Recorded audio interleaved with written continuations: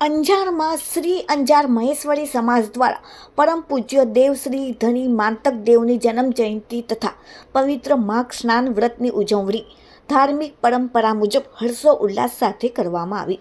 શ્રી અંજાર મહેશ્વરી સમાજ દ્વારા તારીખ 4 અને 5 ફેબ્રુઆરીના રોજ પરમ પૂજ્ય દેવ શ્રી ધણી માંતક દેવની 1273મી જન્મ જયંતિની ભવ્ય ઉજવણી કરવામાં આવી હતી. આ સાથે પવિત્ર માઘ સ્નાન વ્રતની પૂર્ણાહુતિ પર ધાર્મિક વિધિ વિધાન સાથે યોજાની હતી.